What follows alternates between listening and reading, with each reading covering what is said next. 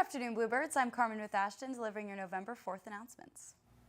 The band will compete in the MSBA Championships on November 9th at Simon Kenton. Come out and support your band birds.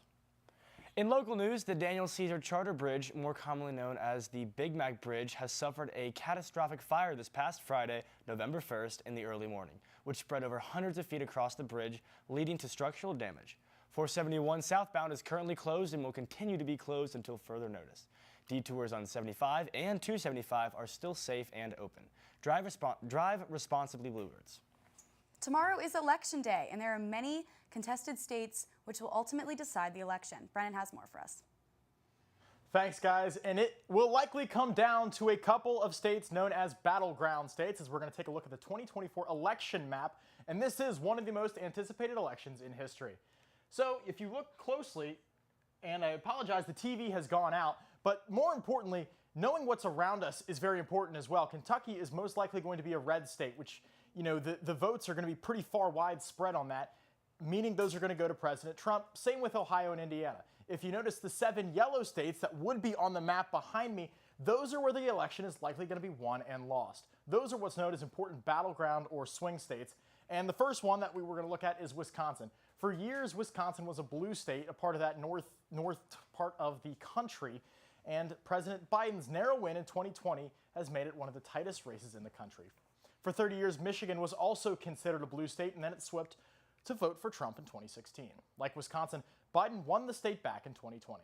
The third state of these 3 behind me that could create a wall of winning states is Pennsylvania. It, like others, went to Trump in 2016 and Biden in 2020, and it was decided by a mere 80,000 votes. It is very important because of the 19 electoral votes that Pennsylvania provides. Moving south, it gets interesting with the states of North Carolina and Georgia. North Carolina has only seen 2 Democratic wins since 1968, 1976, and 2008.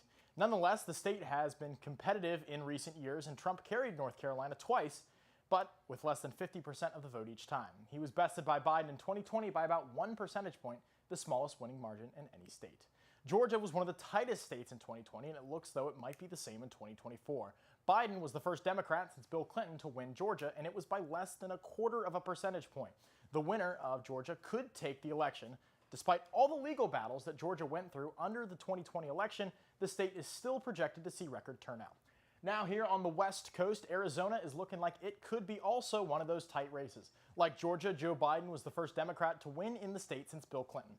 Biden won the state by only 0.3% in 2020 after Trump won it in 2016. The final swing state we will look at is, well, it would have been right there. That's Nevada.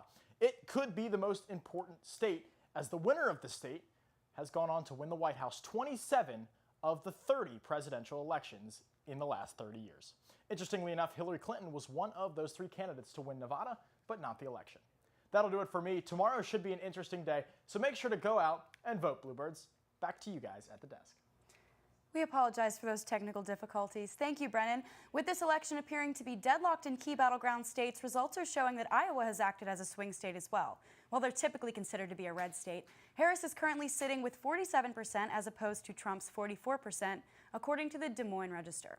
If you're able, go out and make a difference tomorrow, Bluebirds. Your vote does matter. Detention is in room 109 today. Also, Bluebirds, I believe we have a man on the street for you.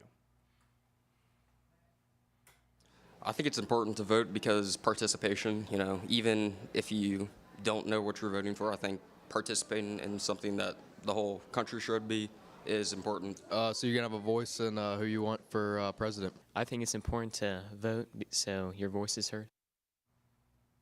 Have a great rest of your day, Bluebirds.